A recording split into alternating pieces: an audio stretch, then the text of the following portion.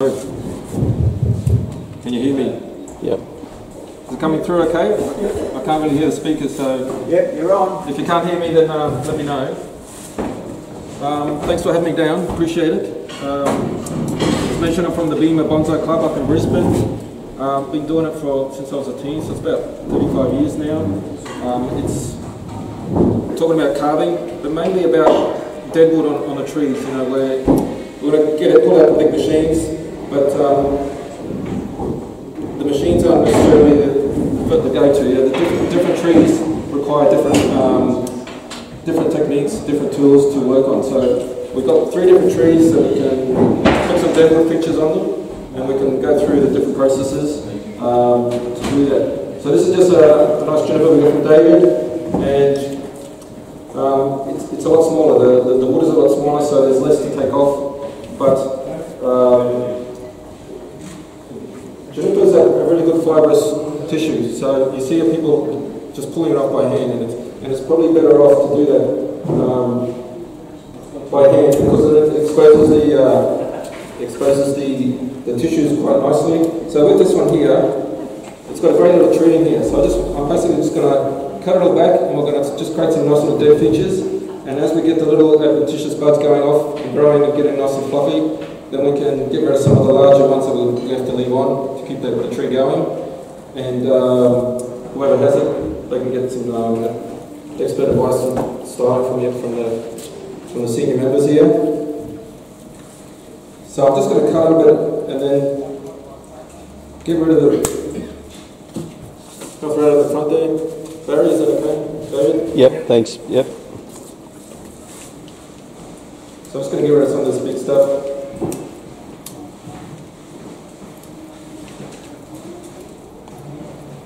So with junipers, we need to leave the green on, otherwise there's a good chance they'll die off. There's a little tiny little buds, but we need stuff that's got a bit of energy to it for it to keep going. My tool there.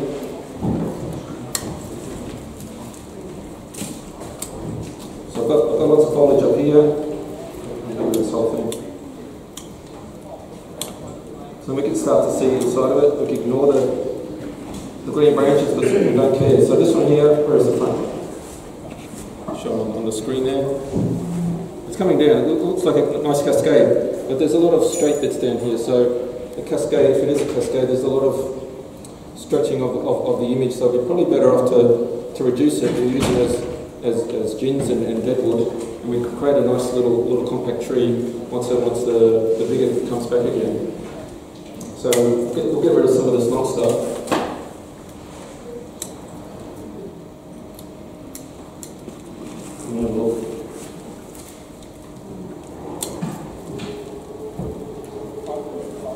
I don't know if you guys have gone through doing the deadwood on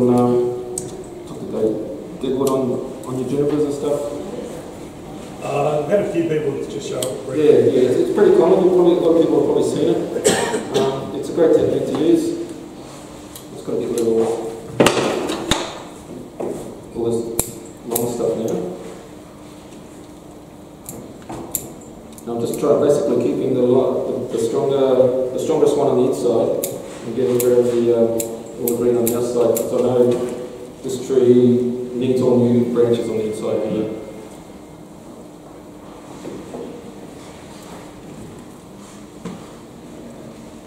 Quite long, some of this stuff. How old do you think this is, David, from your experience? It would be probably 18. It's been around for a long time.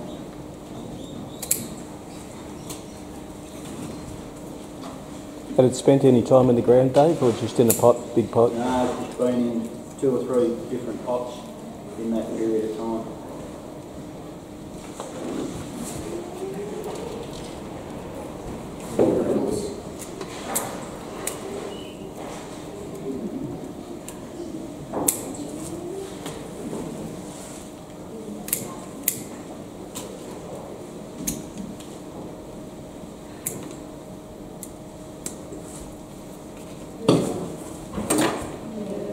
We've got a nice little tree in here we can see it on the screen and see from a distance too.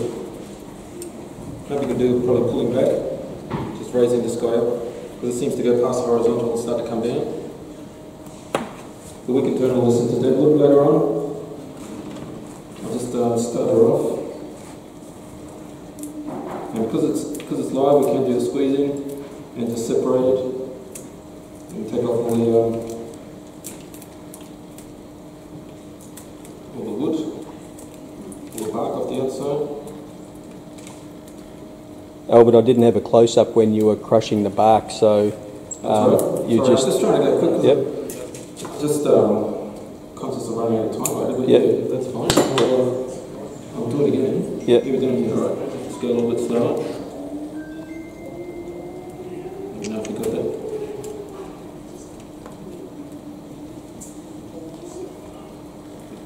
So you're just squeezing it enough to damage Just the squeezing bark it without the tree. On the opposite sort of axis sort of thing. Yep. On one side and then like 12 and 6 o'clock and then 3 and 9 o'clock across the bodies, just to, because it's still got a lot of moisture in here, you're sort of crushing it and it sort of separates like this, and you do it the other way. Nice and simple. It can take a bit of time, so we can use some of the other tools to clean it all up.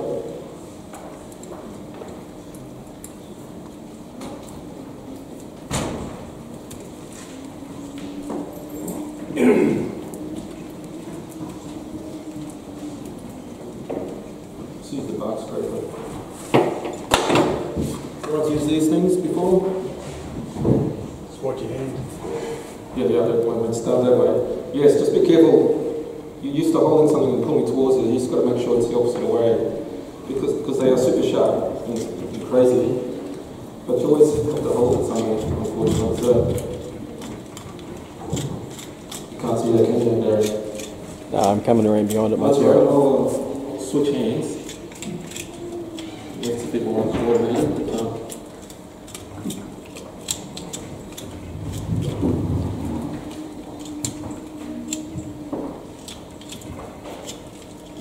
Get a couple of Yeah.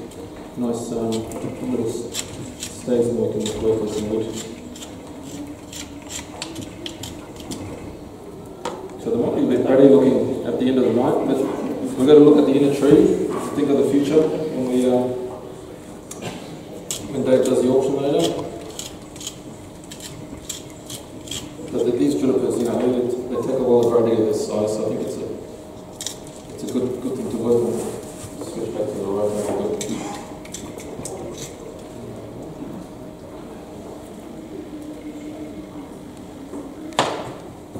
Give another squeeze, I think this one here.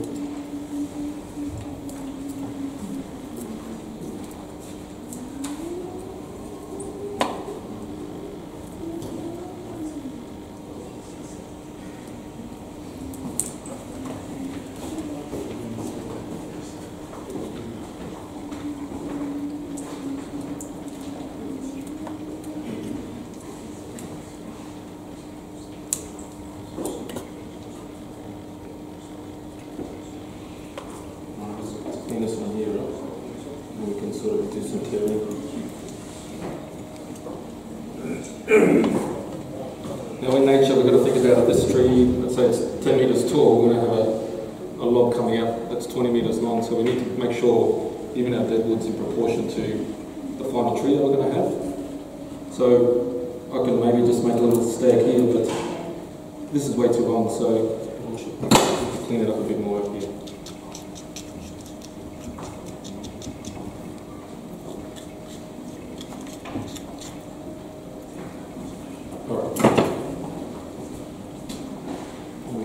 This is very flexible, so here we go.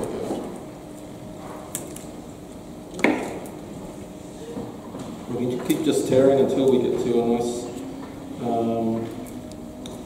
length for our wood. And what we want to be doing is grating the fibres and pulling off strips of the fibres, so it takes away from the pencil style flatness and it starts to create indentations on different sides of the wood.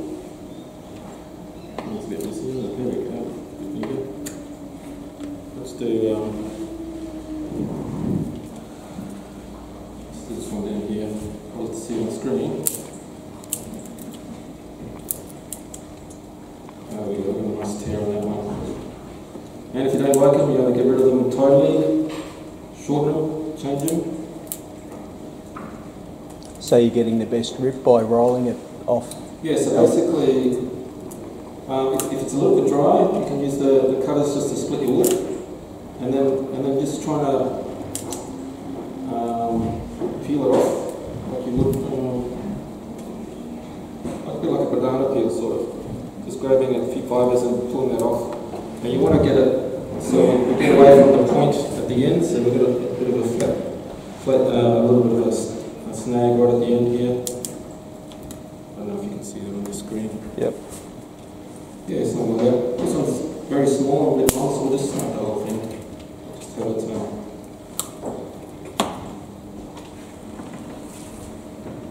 Alright, nice and simple. There's another one.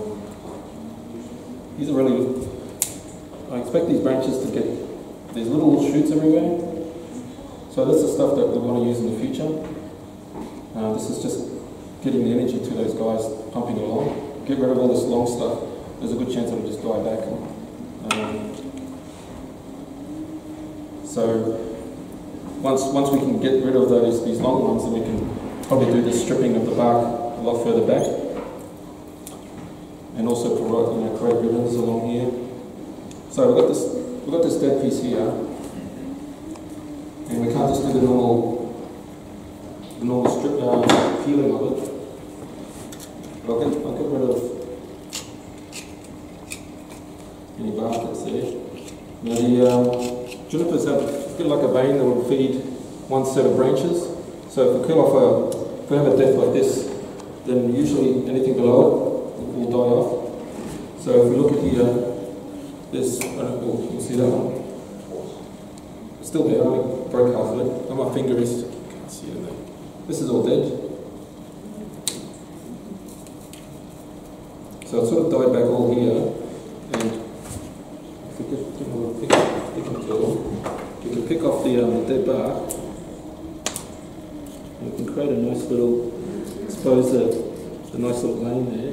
Get rid of all this darkness and clean this up.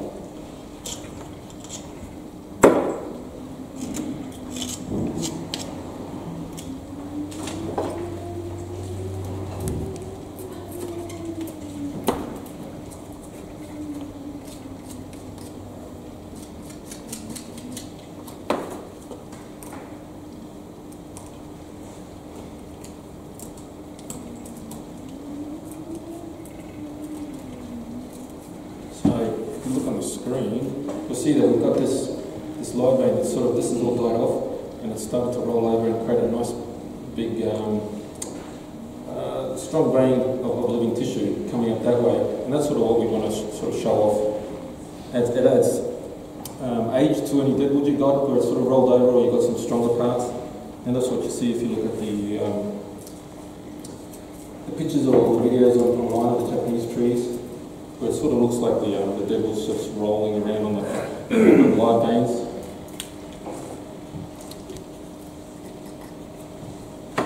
So let's look at some branch splitters here, so we can use this to split this big guy.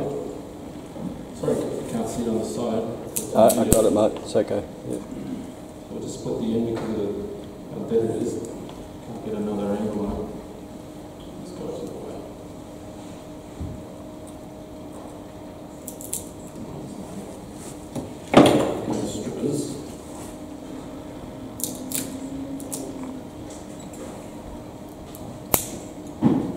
It's quite hard, so if you can get to you can do this sort of work on a lot of the living stuff, and you straight away, it makes it a lot easier to work on it.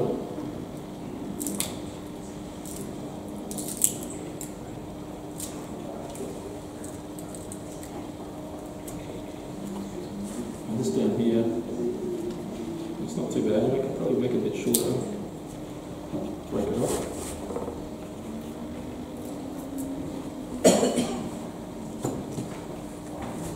So yeah, we've got a little bit of let's turn it to the side. A little bit of a stag there, so naturalise our cut-off branch before, and then we can get it from folding over. It's already folded over nicely on this side. We're just following the natural dead part of the branch and the living vein, nice and strong there. That'll feed that guy. I remember we had Koji out. He'll be up in Brisbane ABC next year. Koji, they do a lot of productions, junipers, and he was teaching us basically putting the deadwood on the main trunk line. We've got a tree, we'll find the front. He was getting us to put a deadwood on the front and the back, just opening it up, even if you later on you don't like it, that it will heal over. And he said that basically allows it to, when it grows, it has to grow on the outside, so it sort of swells and makes the tree thicken up at the bottom, because you don't want the thickness in the front and the back. But so it's sort of around, you're killing off the front and the back, and it sort of grows more oval, so it creates more of a fatter base for you. So I thought that was a good technique. So we've got this on the side, so we can't really do it on this guy, but we can make a bit more interest up here, and we can create a line of deadwood across here, and then as the tree grows, we can extend it up the branches. These branches should be dead later on, once the little guys kick in.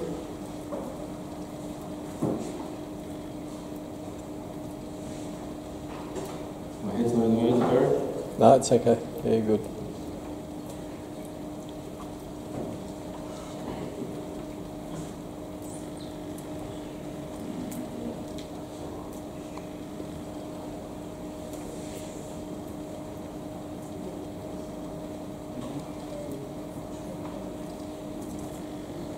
Here we go. We can keep it small for now.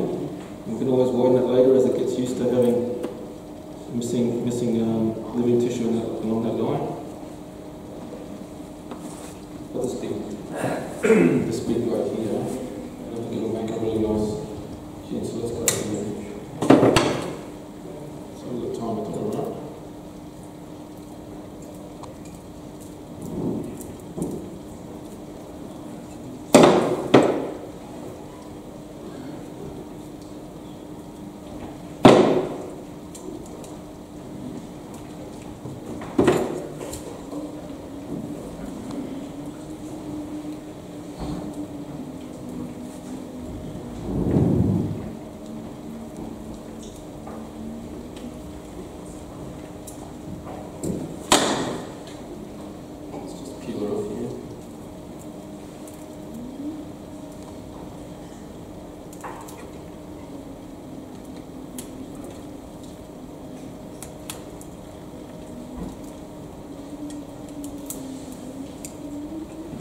If you had this tree at home, Albert, and you're doing this, would you do it? Would you just do the ginning now and wiring in a season's time? You wouldn't try to do it all in the one process?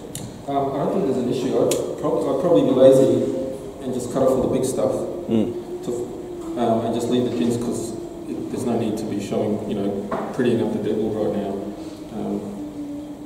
But it would make it harder to strip it. But the more I need everything to shoot back, and so leaving stumps on it sort of allows it to die back naturally and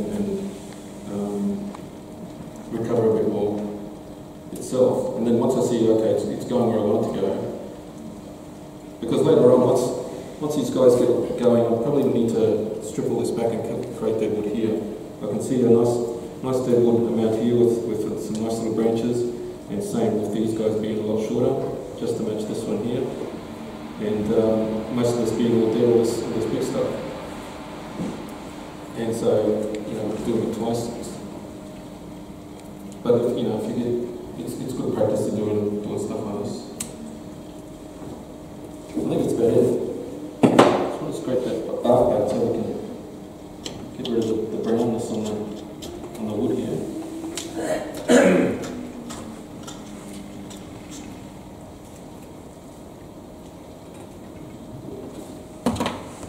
Just a little thing on the bottom there. That's about it. We can do close-ups now. Yep. Alright. Any questions or comments about this We can get the tools in here, but we wouldn't get the nice, I don't know if you can get it. We wouldn't get the nice grain work and stuff on the tree.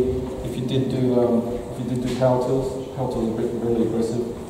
So you just have to be aware of that. All right, I think we'll leave it there. Yep. With the junipers, is it you would mainly do it by hand? You wouldn't use the power tools? tools? Some of the giant ones that Dave has, where you're looking at nice big material. Yep. I know if you've ever seen the work from the Taiwanese artists there, they'll do it on the big giant stuff and they're stripping it, but they're taking days to strip that stuff, but it comes out super beautiful. So if you did, I don't really have giant junipers to work with. Yep. So, but if anything this size or a little bit bigger, I would just use the hand techniques, just because I think the results will come out and it's a lot more control to get the stripping. If it's dead like this, maybe you can get the chisel in and just break it off. Or if you really want to get a lot of wood out, then you probably get the machines into it after that. Alrighty, let's look at angles. Whenever I hear over here, where's Quentin giving advice, I always hear him, he's always putting stuff up on angles, so it's a great idea. And this one here, we can see now, it's nice and horizontal, which is, I shouldn't say nice, it's just horizontal. So if we're making deadwood features of this, it's going to show us how horizontal that is. So maybe we can pull this up a little bit, just to get rid of that horizontalness of it. And when we get our new tree, because we can't really do much with this wood. We can wire wood that's dead wood that we've just stripped recently, and as it dries, it will hold that position. So that's something else that's good with the stripping of the wood of the conifers. Probably pines will do the same with this, but you don't see much dead wood on pines. But if you've got big wounds there, they're very gummy. Have you done much carving on pines, David? Yeah. Would you do it with the machine, or have you done stripping? Mainly with the pines, I do a stripping process like you're using now. What about big wounds? Have you found it hard, or you just get the chisel in and usually hammer and chisel on the pines, yeah. We had Rafael Torres from Spain up at the last ABC, and he works on olives a lot, and it's very hard work. He said he's moved to using chisels on the olive just because he likes the look of how the wood comes out and it's breaking. It's just it's a longer process, but it probably pays off with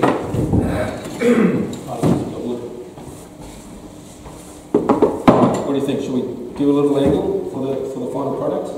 Yeah. Let's put it to this way. Has that made it more horizontal? We need a bit higher.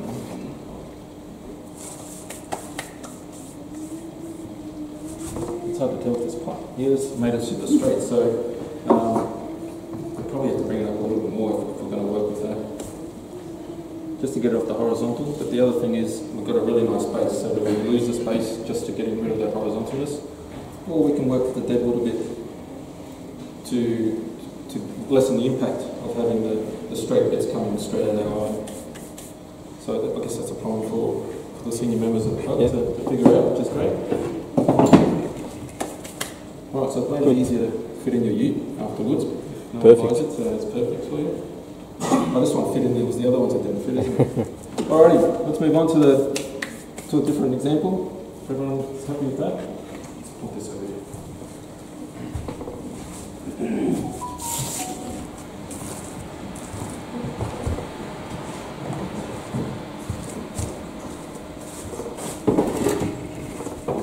Does everyone know what this is? Desert ash, yep. I don't see this much up in Brisbane, just a few specimens here and there. I've seen some on the street trees, but for some reason they don't use bonsai so much. We've got a nice strong trunk. Let another trunk chop and let another leader grow on. So this one here we want to try and do some cleanup just to improve the aesthetics of it, not necessarily create deadwood feature on it, unless we need to. it's got naturally two sides, 1 and 2. I'll bring it around this side slowly, just to show you. Let's get rid of this. I don't think we can use these little things to sort of text it away. So we've got a nice strong trunk, but it's basically just basically forks up and down like that with the flat edge here. I've got this dead branch here. I kind of like this side here just because this main leader here is sort of leaning towards us a little bit. On the back it's sort of coming away and exposes that stump a bit more. So we can deal with this. We can strip the bark first. It's been dead for a long time, so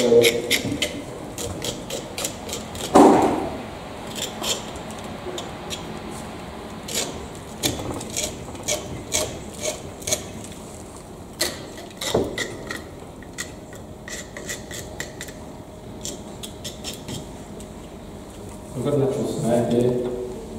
I think we go with trying to strip it, but I don't think it's going to let us go really well.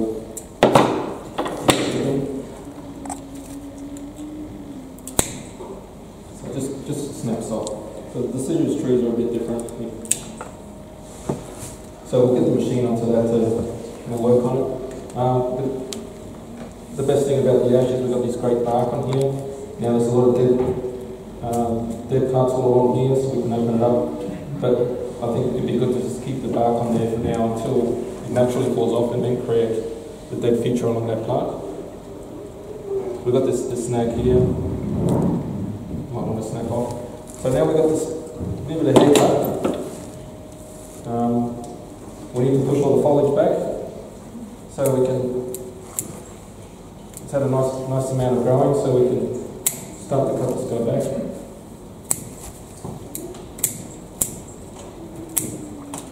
Remember the worth of the trees in the green that's in the wood.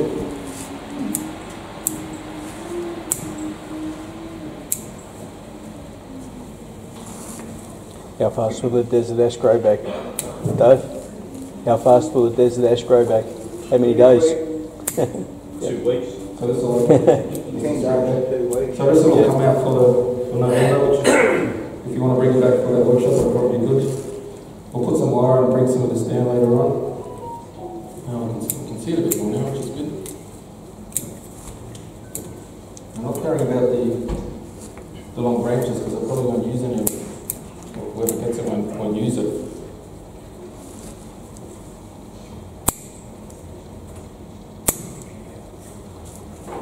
So now we can see it a bit more. Let's show it to the camera there. Yep. Yeah, that's good. Yeah. So we can see it a bit more now. Now we've got some dead parts off.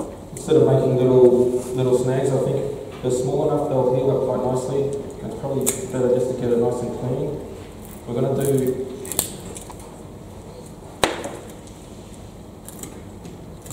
carving on this to hide the faults more than accentuate it. So all these cuts that have been done earlier, we can sort of clean them up again. 2 branches here, we'll get rid of that one. Okay.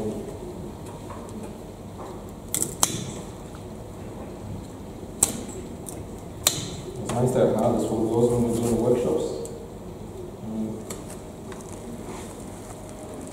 Fucked up. Now, we've got this wound here. Let's put it on the screen there. Where are we? Can't see it yet. There we go, this guy here, this is all we want to clean up. So, if we cover back to this guy here, there's a branch over here, we're going to create a flat top. We want to try and get the taper going, so we need to go a little bit lower.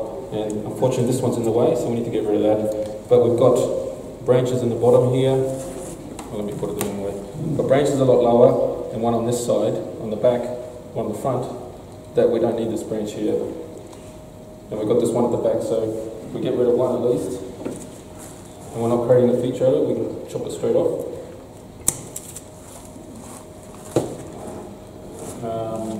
Where are we? Let's show the screen first. What we've done is open it up. We've just got a bit more air here. So now we want to get rid of all this. and then we can see what the tree is doing. I've got this branch here. It's not in the way. This isn't in the way either, and this one's in a good spot, so I can carve this down to naturalise it, the thickness of it down into here, and we can sort of make it naturalise as best we can. It's on the back as well, so we can make it look good, but it won't be seen as much when we put it on for display. But if anyone takes a sticky pic behind it, they can have a look and hopefully it'll look good. Anything else we need to clean up? That'll be used. Hold it down. I've got this little one here. We don't really need it. Just get rid of this. This will be in the way. So, I need to use the power tools for this. That's how we can start looking at the tools now. We'll put it over here. This will be our little display area. I'll take it off. So Barry and the guys have set this up. It's a great idea.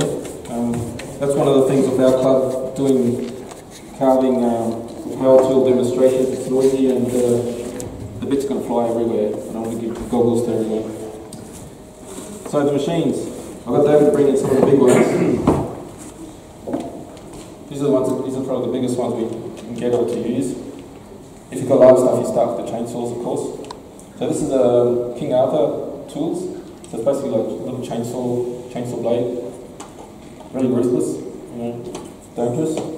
And this is the one, this is a Carbatech, is it? A Carbatech blade? Yeah. This is a Carbatech blade for the large ones you can get for the grinders.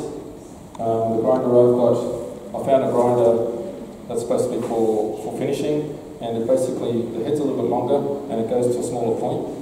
You can see how much depth we've got here and how thick this is. So it's a bit of an issue when you're trying to get into places. So too heavy to bring, unfortunately. But it's just narrow. I've got a narrow head on where the blade is, which is quite good. So a little story we had a guy probably about 15 years ago come do a demonstration at our club, bring in one of his grinders, and he says, "This is great. The first thing I do is remove the gut because it gets in our way." And I said, "Oh, that's a good idea." He's right. It does get in the way. So let's get the big bogies out. I've got a lot of bougainvilleas. People know where it's heading, but it's okay. It's a happy ending. So I took the guard off and I'm going away. I've got my gloves on, my pigskins, super protected pigskin gloves. And I'm going away and then I'm moving and all of a sudden, poof! And it's just a big puff of the pigskin gloves and it's hard to hurt. So let's have a look. And I took a pea-sized piece of flesh out of my digit finger. And I went to my neighbour and said, "Oh, look at this. This is a bit weird, what do I do?" So I just wrapped it up and drove to the emergency and they just, stuck some weird seaweed stuff inside and wrapped it up. And I can't see it at all, which is good. So I was super lucky, So we're doing something we love, and I'd hate for us to get maimed or hurt because of something, playing with trees, playing with little trees, and we're going to hurt ourselves. So always think of safety first. So that's what I want to try and get across. This one I'm not going to touch today. And plus it's on battery, so I tried it out before and it just started up. So super powerful. So we've got the big one here.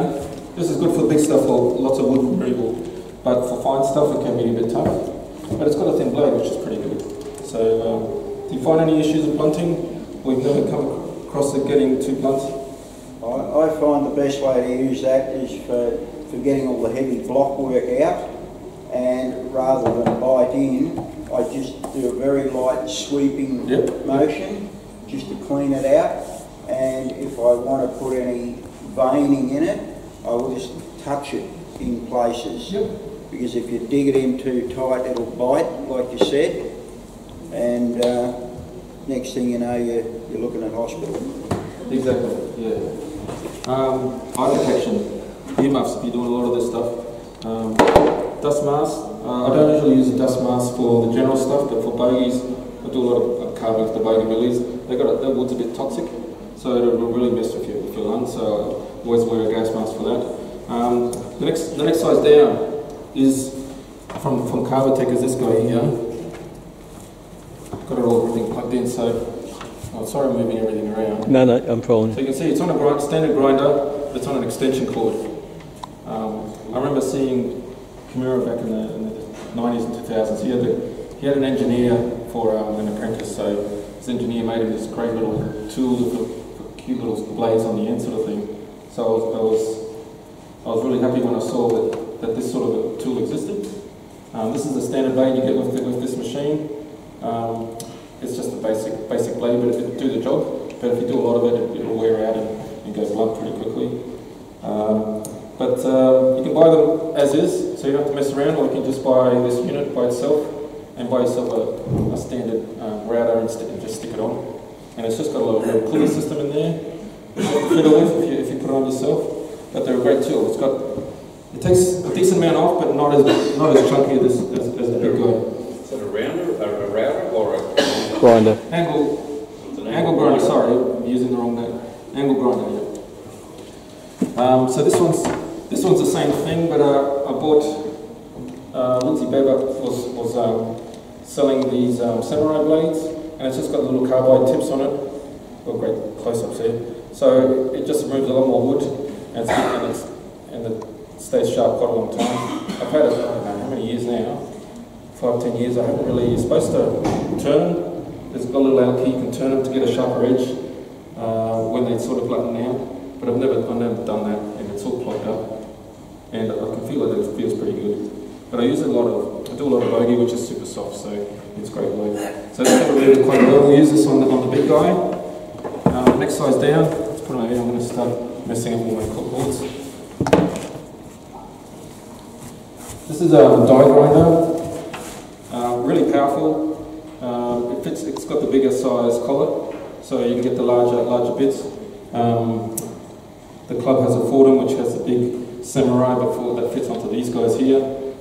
This is pretty good for a lot of removal of the wood, but it's a little bit finer blade. These blades, I don't know, it's got a burr bit, carbide burr, I think they're called. If anyone's interested in these things, talk to Barry. I think he was going to try and get a deal and see if anyone's interested in buying stuff. We'll talk about that later. I don't use this as much, just because we're always cutting on the side. Because of the blades, I usually do lots of line work, usually up and down the tree, so it's always on the side here. So it's nice and powerful, and it can get rid of wood a bit. But I like to use the mini carver, the one with the black thing on it, just because I can go hold it behind me and just go up and down. It's just a bit more control. Plus, I can get in there a bit more. But it's a pretty good tool. And we're going down to the Dremel. Everyone's into carving these little Dremels. Great little things. This has another little burr on it that I got. Where did I get this one from? I got this from the wood shops, I think Carbotech or one of the other ones. You got that one okay? Yep. Yes. They'll clog up, but I haven't had that as an issue. You can just soak it, get the wire brush or brass brush and just brush it out. The reason I like these better than some of the other ones. What was that other one that I had? Here's another one.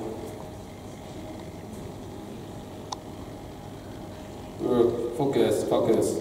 We've got it. So it's on a triangle, but you see the distance between the cutting head and the lower part. So it's got potential of cutting about 5 mils compared to the little burrs where there's like half a mil of cutting distance between where it cuts and where it doesn't. So this will bite in a lot more. I remember when I started out, I used router bits on the big die grinder, and if you've ever seen a router bits, basically it sort of scallops in to the centre of the piece, so it cuts a lot of wood, and it's got a tendency to really bite in, so it's hard to control, and it can really mess up the wood that you're working with. So I found the burrs, because they take it off cleanly and smallly, and you just put pressure on as you go, they do a great job. So enough talk. Let's get into this. So I'm going to start with this guy, just to get rid of the wood at that back area. So we'll get it up, and hopefully Barry will be fine there. He said he's got glasses on, so he's good.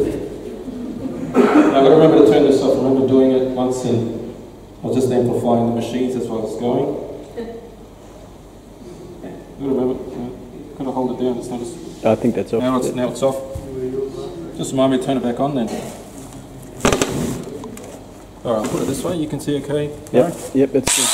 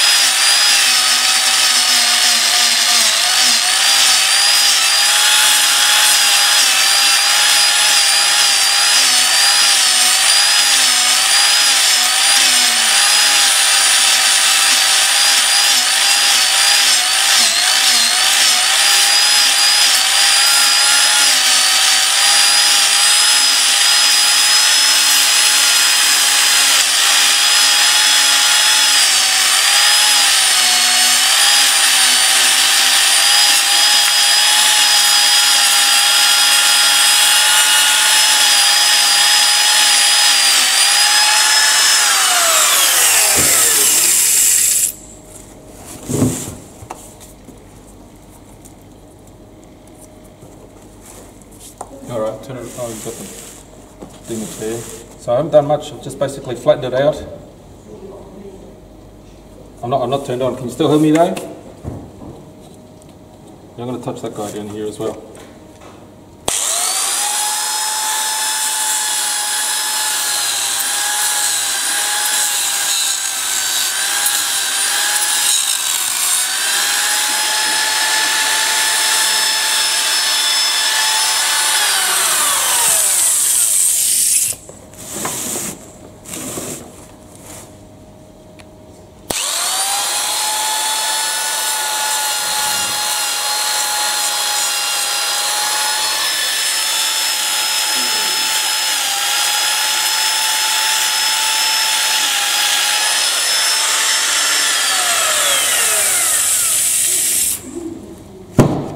Okay.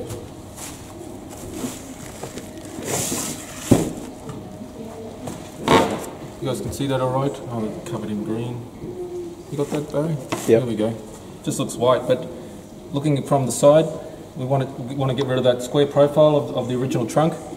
It's super smooth inside there. We're not putting any, don't need to put any fancy features in there. We want this to naturally roll over and probably heal up, and just have this looking nice for the future. I've taken, let's put it to the front here. This is the angle that people are seeing. You know, if we make it flat, we've still got this little bit here. So we want the branch to, instead of just rolling flat, which sort of reminds us that we had a flat bit here, we can sort of carve it in a little bit and create sort of the junction, sort of have an artificial junction of where the branches will sit. Let's turn this back on for now. Thank you for a reminder.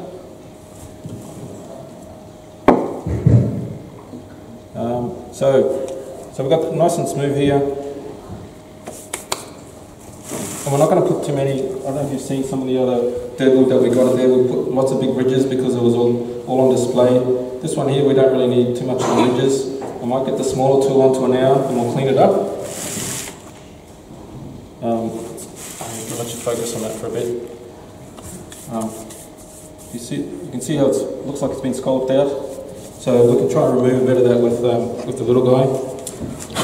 So with the big cut, Albert, I know you said it with me, but you highlighted the point that to get that teardrop, so it tapers down at the bottom. If you look at the trees in nature where they have had a branch broken off, usually it either sort of strips straight down or it has dieback, and it usually dies back underneath, and you'll have a little stag coming out where there are old branches, or it's totally empty and it sort of dies back. So just to get rid of the circular look where the tree is, and it's just like the teardrop, and it just comes down.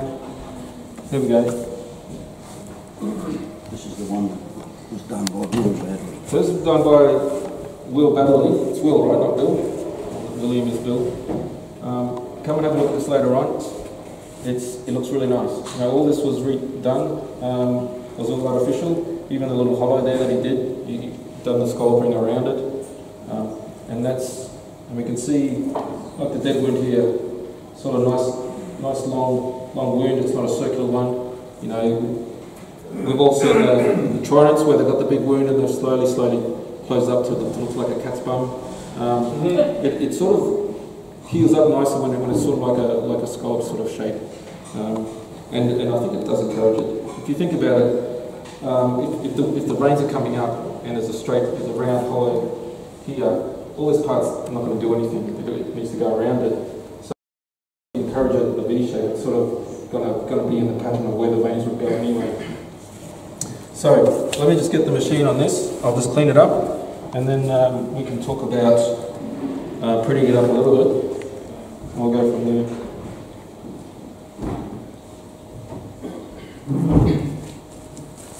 Thanks, Dave. Appreciate it. And Dave, that carving was done 2 years ago. Thereabouts? Yeah. Oh, no, a bit longer than that. It was before COVID. It was too. When Will Badley was out. Yeah, I remember that. Yeah. Probably 5. 4 to 5. I'll turn this off, I think.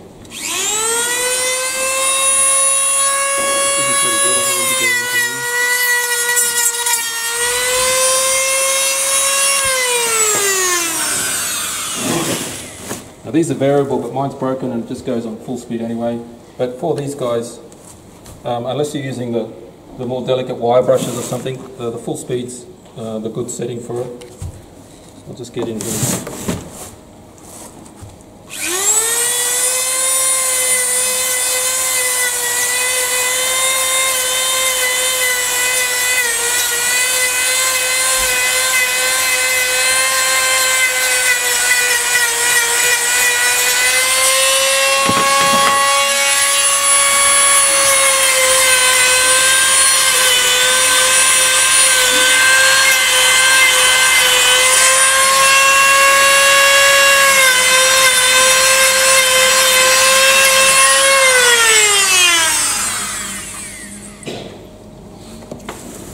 Haven't done much, but it's a lot smoother now.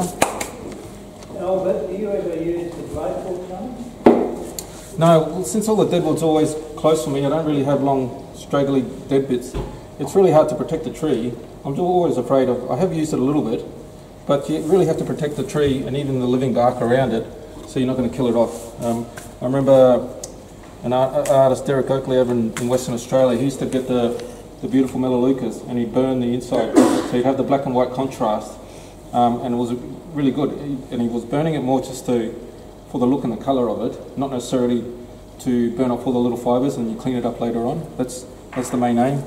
But so I don't really use the little blow torches. I have done it in the past, more just to play with little scrags. But I use something else that was taught to me by the guy that said to take off your guard and take your fingers off.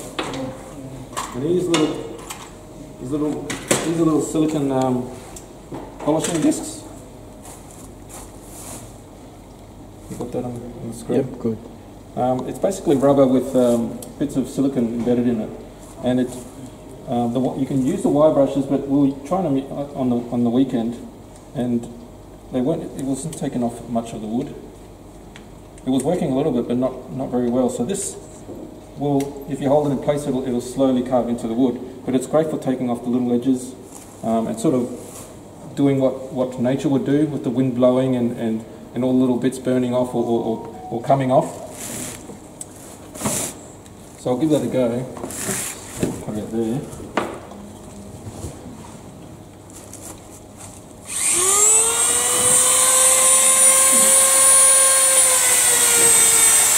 You got that, Barry? Yeah, good. Yeah, it's come out right. It doesn't look like I'm doing much, but it's basically just smoothing it right out. And if you've created ridges with your other carving tool, it really takes away all the little sharp edges and the machine marks.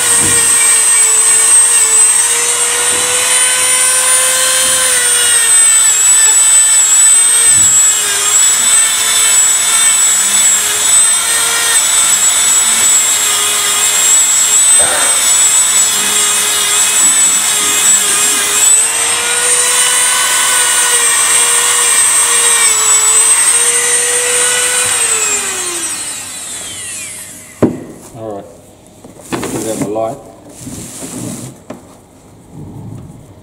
I don't know. Come and have a feel of it later on. It's nice and smooth now, and you can use these on these wounds up here.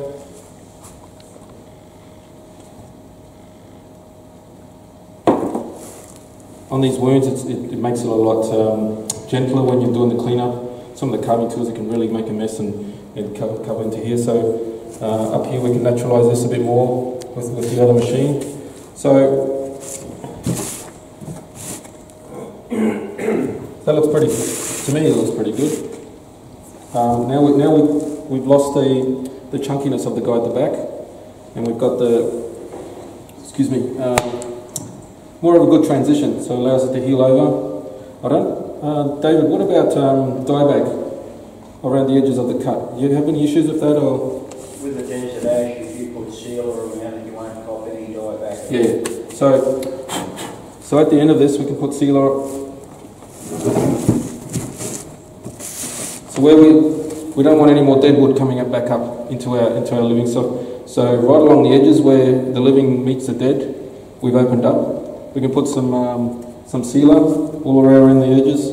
There's some sealers that come in little tubes, like a glue bottle, and they're pretty good because it's liquidy and you can sort of run it along there with your finger. And I've seen that recommended with olives as well. When you're doing fresh cuts, you don't want the olive to die back further than what you're cutting into it. So putting it along the edges sort of seals it and sort of protects those veins that are next to it from being exposed and the harsh conditions causing it to die back and sort of being beyond the carved area that you've got. So now we can put some grooves in it. What's the time? What have we got? 8:30. 8:30. So we've got one more tree to do. Let's clean that up and then we can talk about the putting grooves in it later on. We can do some serious mucking around with the big guy. So that's this guy.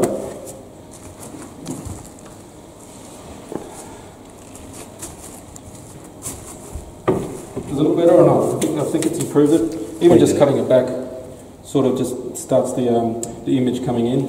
If we've got time, we can do some tie downs. Basically just bring some of these bigger branches down into positions that'll be more useful in the final picture. And it'll open up the top and just allow all the light in to let all the new buds come through. So we'll get rid of that in a second. And this is the other order that we've got. Let's get this off. Now it's got a living vein up here, and the whole thing at the back here is died back. And probably all the way down. There's been suckers growing along the bottom that has been removed when we got the tree. So if they continue to remove it, it'll probably just die all the way back. Because there's only the living veins up here. There's nothing up here, any of this part up on this side. But you've got, besides the cut marks, we've got some really nice bulbing effect, where something's got into the wood, created some irritation and it's sort of made it bulb up. You can see how big this guy is. So when we do carving, we want to try and use the natural parts, the natural beauty of the wood, and try and match up what we cut to these good parts, as opposed to carving into all this nice feature. If you look down here, we've got all this nice smooth rolling of the bark here, of the wood, and that's what we want to try and do with the parts that we cut off. So let's give this a haircut just so we can see it a bit better. Now it's got two main branches, so this will be a more interesting one to style. But it'll be more of a tree that's died back, and it's sort of started to create the tree around the half-dead tree, half-dead bark. This one's dead here. And we don't need these little guys going down here. It makes it a lot easier. To get it back into Barry's car, we need to about to here, isn't it? Perfect. But we're looking at this tree. We've got the little growth here. I'll just turn it around. I'll show you the base, and we can see what's a good front for this guy. I don't know if you can see that there. Am I understanding? I had slugs and gravel just pouring out of the bottom of this in the motel room. I don't know what's in the bottom. Oh, it's just got a big mesh at the bottom, which is I impressive. think I can get the camera in there. So it's a really solid base once I cleaned out all the dirt. So we want to use all that. Can you see the other side? Let me flip the other way. So there's plenty of choices about where we want to put this guy, which sort of like the preferred front. Now we've got this side here, which shows off our dead creatures, our living veins at the back. All that stuff is at the back, which isn't quite nice to me. Where we're bringing around the living part back to the front, just because of the dead, so it doesn't look as natural. The Japanese always want to see the living vein coming out of the base of the ground. I think it's more to show that it's not a tanuki. You're not hiding anything. You're showing where it's coming out to show that it's a natural deadwood tree, not a driftwood style where you've strapped on a young sapling onto a big one. A tanuki, yeah. I was also sure if people knew the term. This side here has a nice base, and this deadwood sort of seems to come towards us a bit. And we've got this living vein on the side here being shown off. These weird bulbs is more at the back, and we've got this vein, this deeper part, but it sort of runs there that we can maybe follow and accentuate, and maybe finish the tree a little bit shorter. I think this is a little bit long for such a wide base. We sort of need to reduce the tree just to get the emphasis down on this part of the tree. And once we get up here, it's straight with these growths up here, so it's a little bit weird. So I think we can finish the tree probably just underneath this guy here. So, anything to cut with? We had the giant saw last time, didn't we? Ted, did you bring your chainsaw? I'll just carve through it again. You have the chainsaw, Ted? It's in the car. Do you mind getting it? I think people love to see it. It was a great little tool to use on Sunday. We've got these little stags here, got this weird, 1, 2, 3 next to each other. So we need to naturalise these guys, but it needs to complement or go with the wood that we're going to leave up here. So we can do little spikes, or I'll probably do little hollows, and just similar to what we've done with the big clistamon there, where it's not coming up to a straight point. The inside's died out, and we've got little cracks coming up the sides. So, coming back to that, we can clean up some of this stuff. Any questions? We've got halfway through, or more than halfway through it all. What do you intend to treat it with? Treating? Lime sulphur is used mainly to bleach the wood, make it look white. Look at that. I like that thing, it's scary. It's amazing. Cordless as well. But the softer wood like bougainvillea and stuff, it's very porous, it'll rot really quickly, so you can use Earl's wood hardener, which is a wood preserver, but it's water-based, it's not toxic like the old Minwax, which they used to use for hardening. So that's good. Olive's super hard, and it'll last for a long time. So as long as it's, even if it's treated right and it has good free draining, I think that the wood will last a long time. But yeah, if you like the wood, the white look, lime sulphur will help, keep the fungus away a little bit. But it's not a preservative. It's more for the bleaching effect that it gives.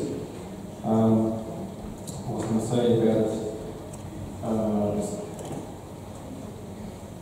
No, I've forgotten. So we'll keep that going. So yes, wood hardener. I've also seen them use super glue because it's so liquidy and it'll absorb into it. But you buy them a ton of the bottle, so it's a bit tough. But if you've got something you want to preserve, probably inside the trees, and the wood hardener's not doing it for you. I've seen the likes of Harrington. What's his first name in the UK? Harry Harrington. Yeah. He does a lot of deadwood on deciduous trees, which they don't normally do. But because it's softer, he's experimenting with super glue and stuff, and it's turned out really nicely. So. Chainsaw.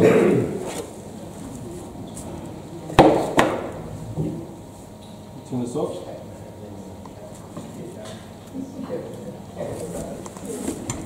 Take it up the turning base. See what I want to do with this.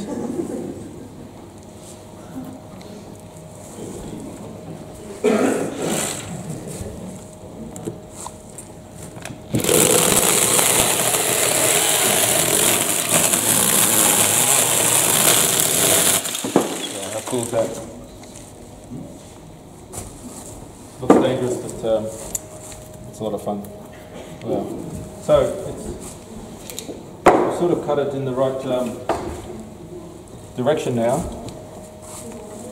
So you can sort of see where I'm going with just basically a nice little point here, but a bit more interesting, and then we'll deal with the flat bits as we go. So before I get the machines going, any questions before we open her up? Can I get behind your barrel? Yep. This here? Thanks. Alrighty. Do you want to bring that turntable over, or are you happy Well, about it? Oh, you don't want it to don't turn? want it to spin, yeah. Yeah, So I'll just sure. leave it up in there in the corner. Yep.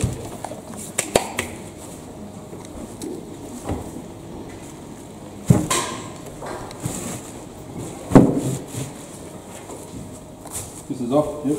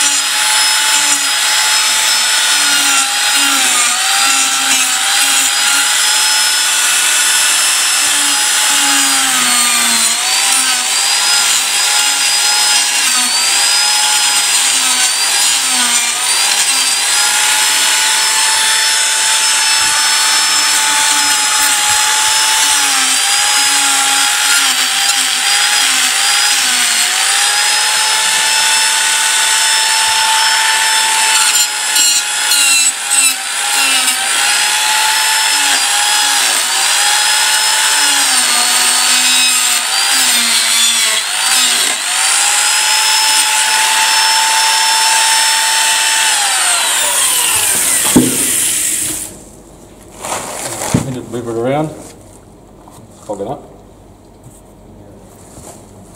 Right. Just been taking chunks out. Now if we do gouges, we don't want to go in straight lines. We want to twist around, make it a bit more interesting. But we want to follow these natural split lines, which show you the line of the wood. But up here, we can get a bit more creative and cut off. So it's really smooth on this side. I just want to gouge a little bit. I've got some veins, some cracks here that I can use. And then I'll go through and just carve out these little stumps a bit, and then we can try and clean it up. It's looking quite messy.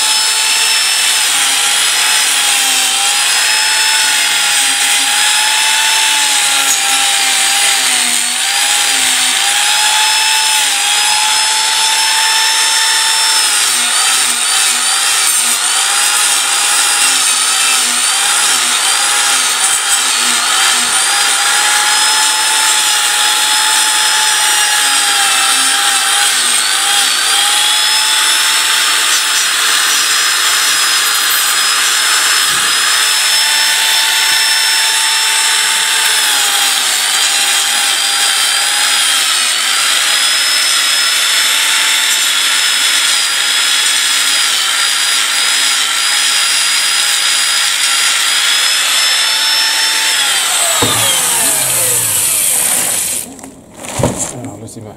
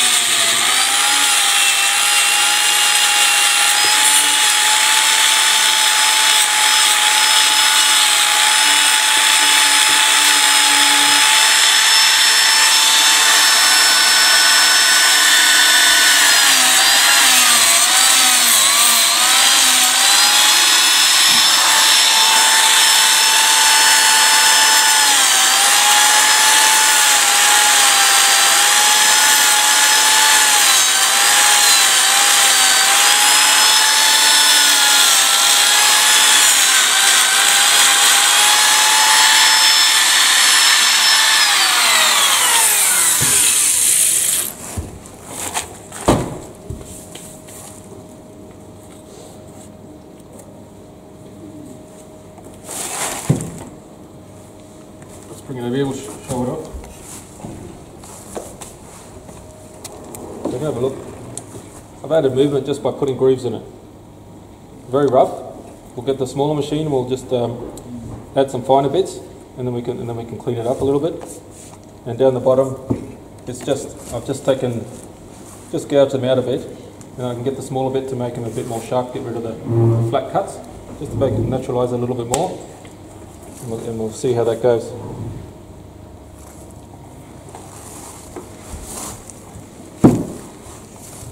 Start here.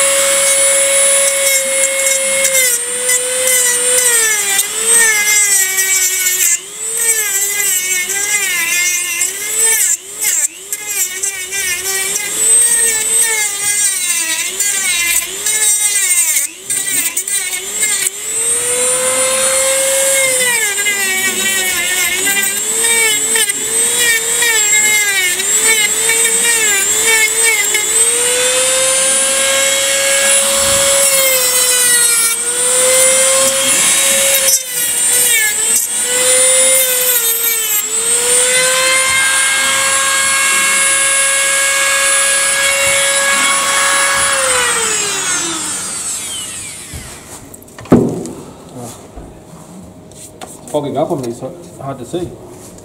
So,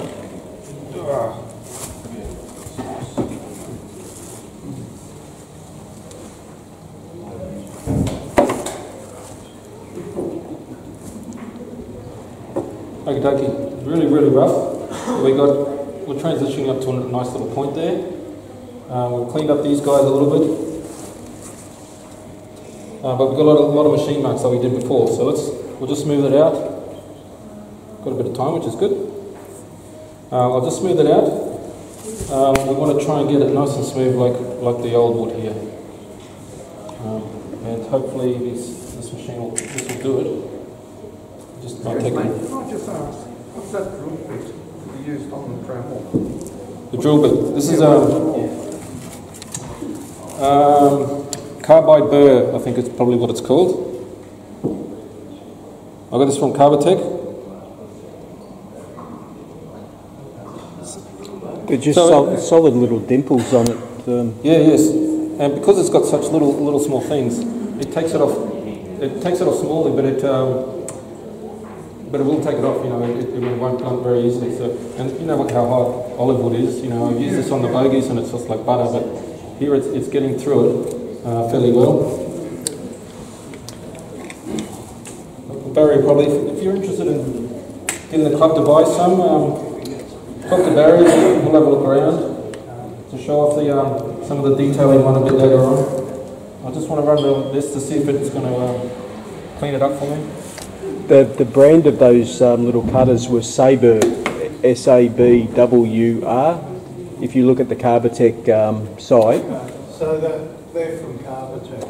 Yeah, those ones. they were available. I looked on the website last night. They were from a lot of different wood carving suppliers, but Carbatech just had them. And they had a couple of other brands of tool that we quite liked as well. So it's a good starting point. Have a look up there. I do a lot of woodwork, so I buy a lot Yeah. of stuff from Carbatech. Yeah. A lot of guys on the ladies. On Sunday they had this style of cutters that you get from the Dremel sets, which are pretty good. They remove a lot of wood, but the problem I find is the cutting points is spinning like this. So it's really hard to get your lines, which is what you really want to do with the work. So I find that little burr piece, because it's cutting on that axis, you can get it really in there and control and get the lines, as opposed to getting dimples everywhere, sort of thing. Rob, what was the brand of your burrs? Upsall. KTZALL. Yep. They're pretty good too. Yeah, and they were at Carbatech as well, and it was a set of 4 or 5 with different profiles, and they're 80 or 90 bucks for the whole set. So it's 16, 17 bucks a piece. It's excellent. Yeah. So if you're after the big stuff, so I think Rob's got like a Dremel version of this. So this goes on the on the die grinder. But you see the cutting. This is super aggressive. It cuts really well, but because of the gap there, it allows it to bite in and catch it. So it's really hard to control. And those burrs just take off just as much wood, maybe a little bit less, but with a lot more control. So I find it a lot easier. You really got to push it in. You got to push it into your waist. You really have to control it, you know. And move your body. Yeah, if you're relaxing, you have to really control it, you know. The beauty of these things is if you're doing hollows on the large trees, you can really get in there and take out the wood because of the long shank, yeah. But this exists for the 3mm shank for the little Dremels. So if you're keen to give it a go. But I recommend starting with that burr. I think it really does a good job. So I'm just going to do some cleanup. See how we go with this wood. Now these are from, can you hear me alright when I'm carving? These are from, I got these online a long time ago, and it's a Boxon product.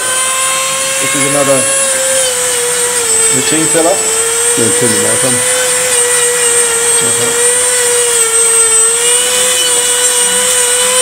Can you hear me alright, Barry? I might need your mic on mode. I think it'll be okay with the power tool. Am I on? What's the noise?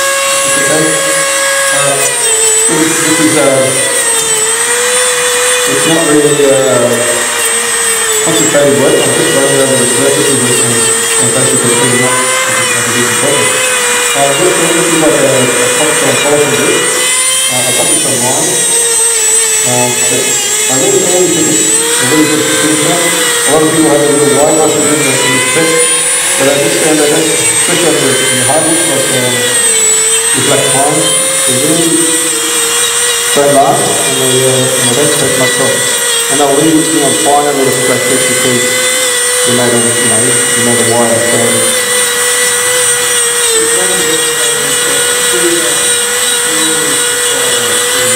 is there a picture for you?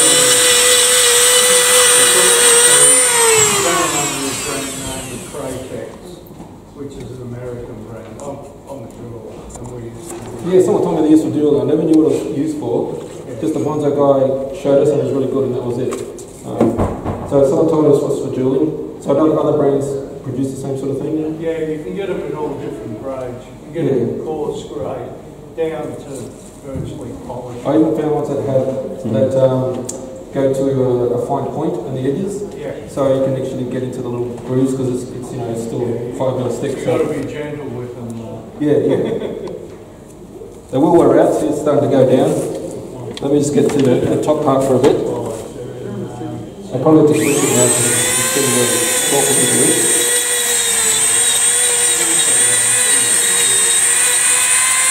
It will carve in if you want to just run, put a bit of pressure on when it's hot, so you just got to be careful because it'll want to break if you put too much pressure in.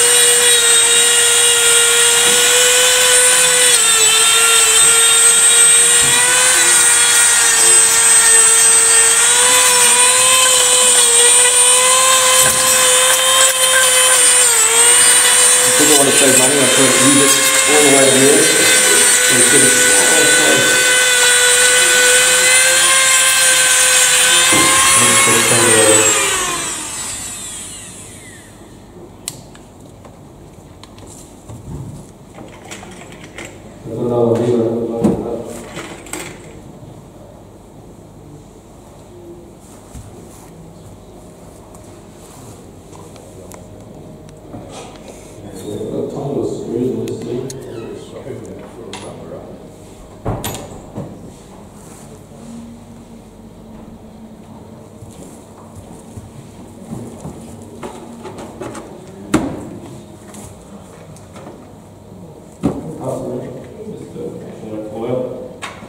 That's the packet of the one with the fine heads on it.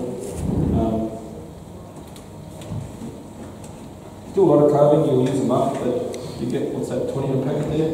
10?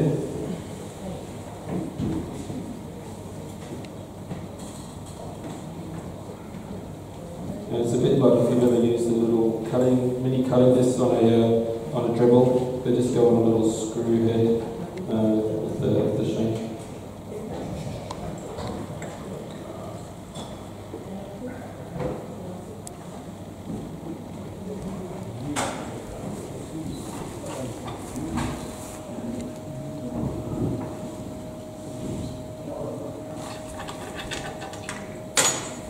Okay, we'll load it up. I'm fogging it.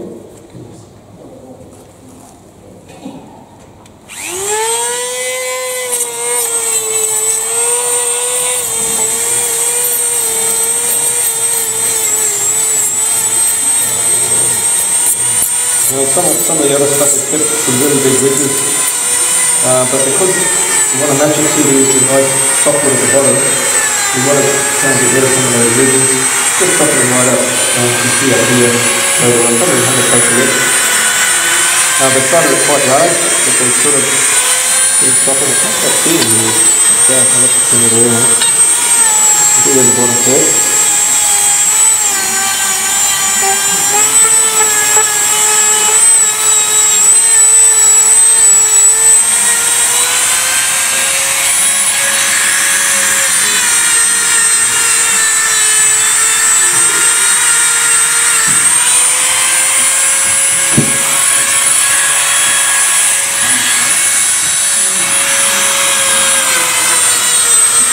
I'll cut this in here a little bit just to accentuate the roll of this down here. Just to use all the best pieces. Okay. I've got some really sharp points here. And all the sharp points here, as it weathers and ages, that's the part that will disappear and disappear. I don't know what noise that means. Maybe some beer on the mic, I think. I'm really glad to see this up.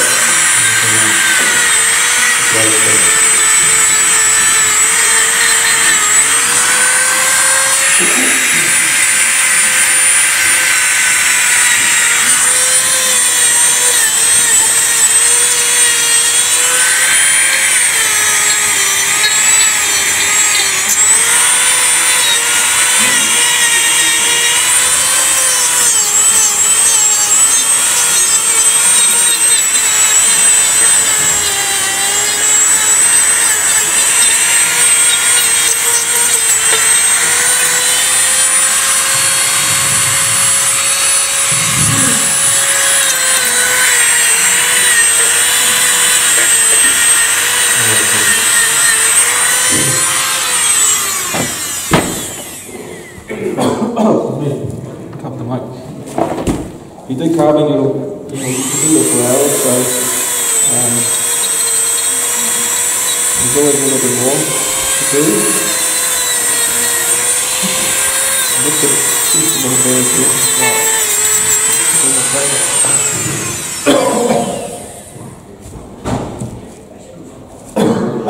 Good water at the end of the day. Dust in my eyes. Alright, so we have a little brush, dustpan brush.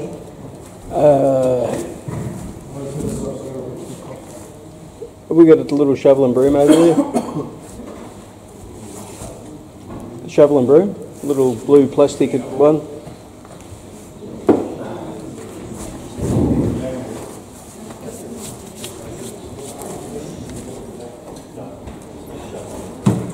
Excuse me.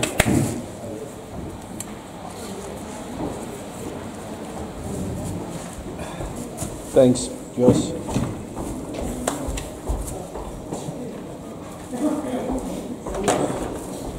There's a dust mask.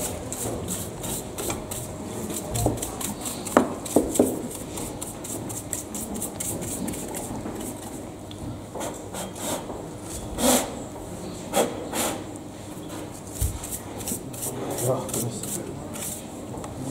Dustier than what you thought.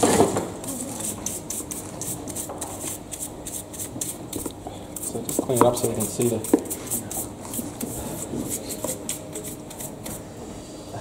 Excuse me. So, I don't know if you can see up here, we've got the lines coming up here. We want to try and avoid parallel lines like this.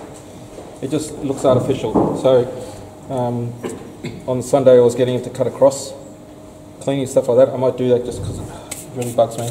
But otherwise, it's I like how it's created the movement from the twist. A lot more than I expected. Put some little holes in for the squirrels to live in. Squirrels, yep. Well, it's big enough for the squirrels, isn't it? Yeah. And the little field mice. Or the rabbits. Probably lots of rabbits around David's place. Right, I'm just going to get the... Excuse me for a minute while I do some a little bit of clean up. Put onto that piece that I want.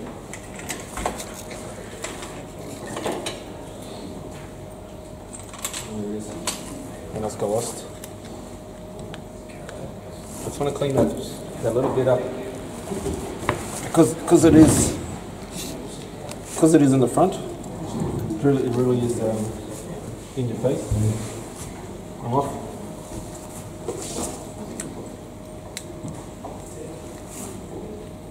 What are we doing for time, Barry? Oh, we've got 15 minutes more. 15? Yep. Alright, I just want to show you the... this is me. I'll put this on, we can talk a little bit as we go.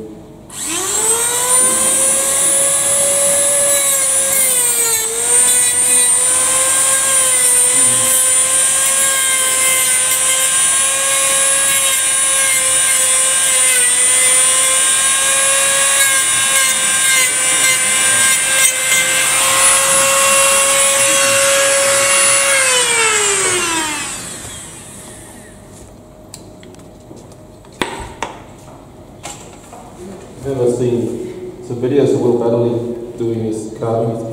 You don't know who he is. It's a guy in the UK. You guys had him out here. Somebody's had him brought him down, and you'll have a big bench of about 5 Dremels, all with different heads on them. Just so he can do his carving and pick up the next one. I've got a couple because this one here got on or off, full speed. So I've got the replacements, but I've got this is a chuck head, a bit like you do on drills, and because some of the bits are from America and they're in imperial, because the morons don't use metric, it won't fit in the standard 3mm collet that the Dremels use. So you can buy the little chucks separately for the Dremel, and there's no issues there. And plus, it's much easier to load and unload. So that's another little thing I suggest. I'm just going to stop over where I fiddle with the wood.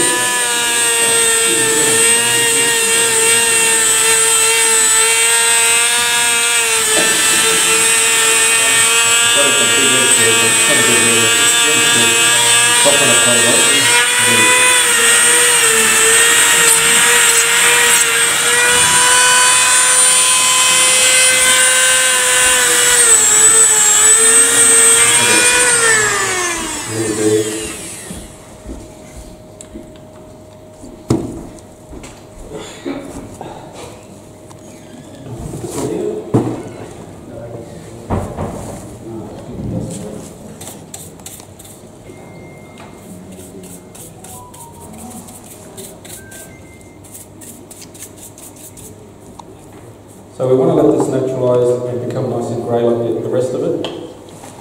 Feels like I'm shouting. So we can do that over time. You can also lime sulphur it with a bit of ink in the mix just to get the grey through. But I don't know, I think a bit of out in the sun will really do it good.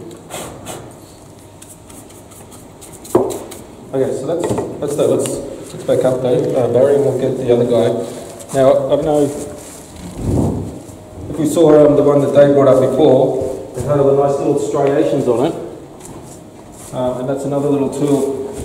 We see this nice and smooth, but this is our front. We don't want a super smooth, on the foot. We don't want a super smooth deadwood there. We want to add some feature to it. If it's small, we want to add some small lines. Dave, you want to grab a little plum there? That's Barry's plum. I didn't touch that at all. He did all the little line work himself, and he's done a great little job here. Let's put it over here.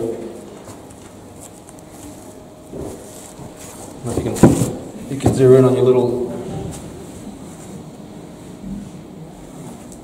So that's the back of it. So that's where he started from. Where else have we got? So it's done. It's a bit shady here. I'm sorry, guys, but come and have a look later on. It sort of reminds me of the stone fruits, how it's got a little striation of pits in it. And have you seen the other carved one? It's really done a really nice job. Now these are little bits, they call them flying saucers. Really tiny little bits. This is like the biggest I've got, which is like a 10mm, and it's basically a steel cylinder, like the shape of an old-fashioned flying saucer. It allows you to put super fine lines in the wood, so it's perfect for the detail work. I'm just going to do a few lines just to demonstrate it, and then we can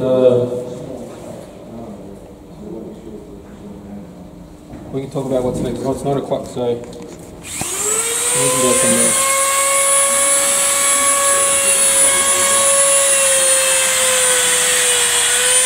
Barry to do this. He said how good he was on Sunday.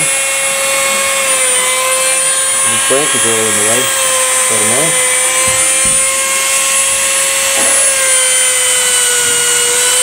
So what we want to do is just recreating. Turn your mic off on that. Sorry, what's that? You want to turn your mic off? You sure? Alright. I think it'll be okay.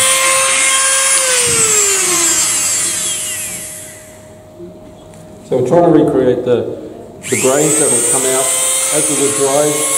They're soft a bit. die off sooner than the other bits.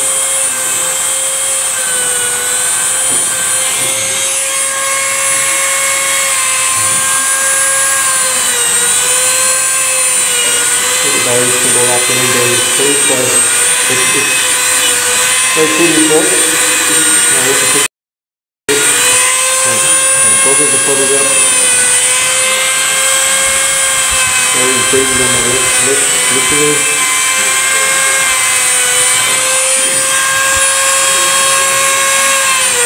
It's like a lot of trees.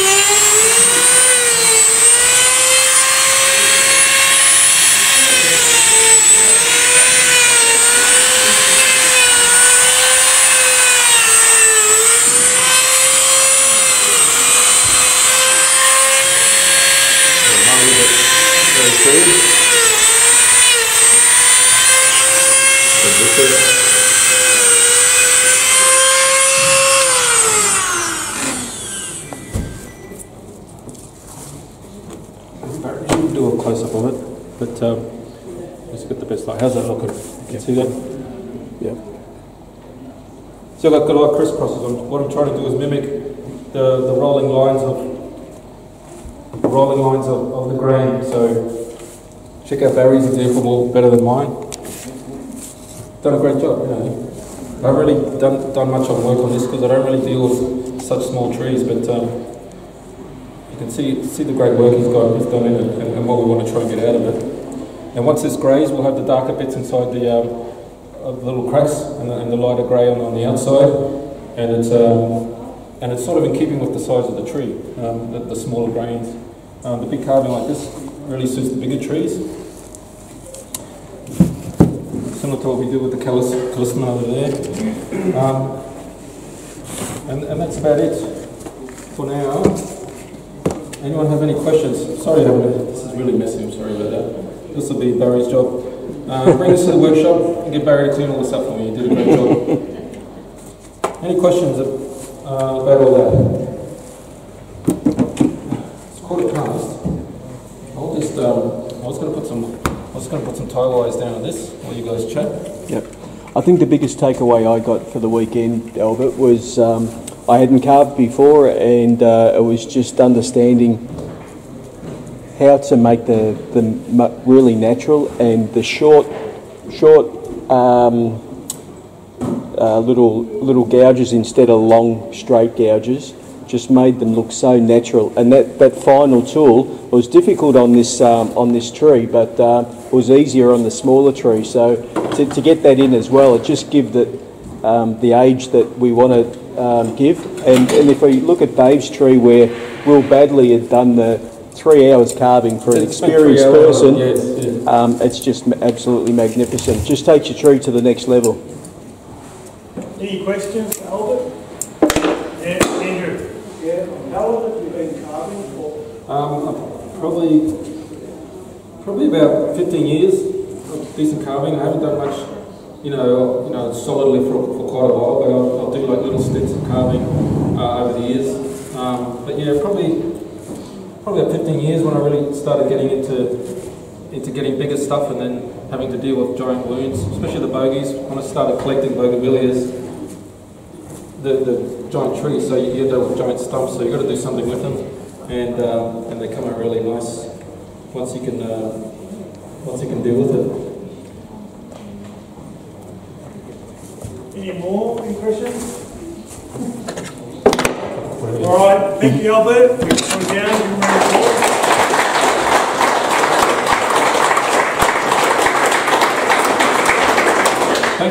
Thanks for having me. It's been a pleasure. It was a great weekend doing the workshop. When everyone's enthusiastic, just like you, on doing certain things. And it was a good, knowledgeable group. So I was just basically giving them little tips, and they did some great work on their own. So it was great to see. All right, so as we said, buy your raffle tickets. There's a few more minutes for the raffle, and it'll auction the degrees off. Come over to a close look. All right, Thank Barry for the outstanding camera work. Oh, yeah.